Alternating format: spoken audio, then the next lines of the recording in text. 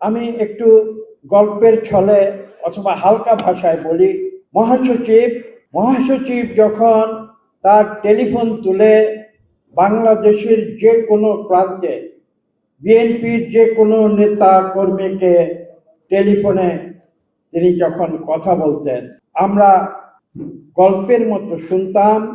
অপর প্রান্তে যে টেলিফোন ধরত সে তখন তাৎক্ষণিকভাবে ব্যারিস্টার সালাম তালুকদারকে সম্মান দেখানোর জন্য টেলিফোন হাতে নিয়ে গান শুনেছি।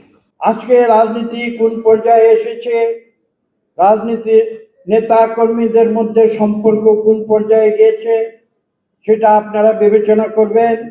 কিন্তু যখন আমরা সালাম তালুকদারকে মহাসচিব হিসাবে দলের দেখেছি, আমরা জেনেছি তার ব্যক্তিত্ব, তার পাণ্ডিত্য এবং তার উৎকর্ষ, এবং সেখান থেকে আমরা রাজনীতির পাঠ নিয়েছি। আমি ব্যক্তিগতভাবে তার প্রতি চিরকৃতজ্ঞ।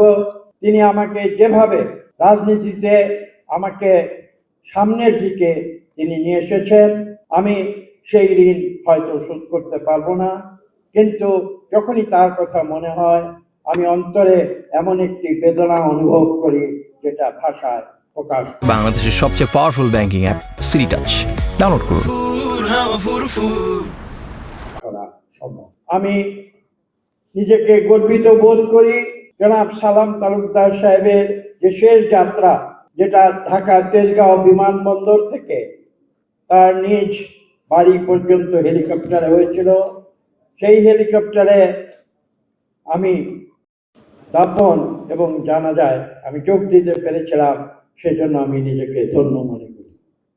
শুধু তাই নয়, আপনাদের স্মরণ আছে তিনি যখন আমেরিকায় চিকিৎসার জন্য গিয়েছিলেন তখন আমি সেখানে ছিলাম এবং তার সঙ্গে ছিলাম, এবং আমি দেখেছি তার মনোবল এবং তার মানসিক, এবং বিশেষ করে তার রাজনীতির যে প্রজ্ঞা, রাজনীতির যে দৃঢ়তা, সেগুলো শিক্ষণীয় বিষয়।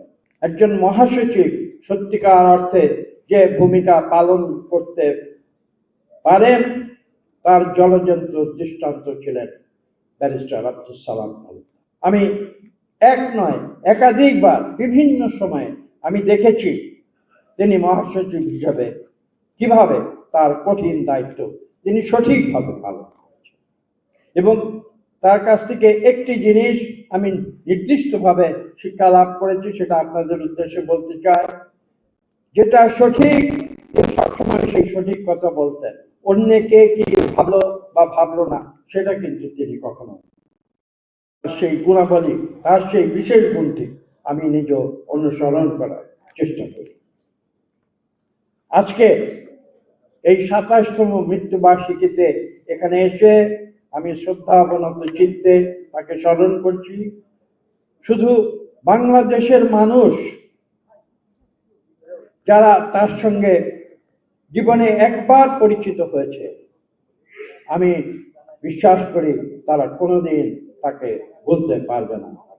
শুধু সরিষাবাড়ির মানুষ নয়, শুধু জামালপুরের মানুষ নয়, সারা বাংলাদেশ তার রাজনৈতিক যে দক্ষতা, রাজনৈতিক যে পাণ্ডিত্য, তার প্রতি চিরদিন তারা শ্রদ্ধাশীল থাকবে, এই প্রত্যাশা ব্যক্ত করে সবাইকে ধন্যবাদ জানিয়ে আমার বক্তব্য শেষ করি।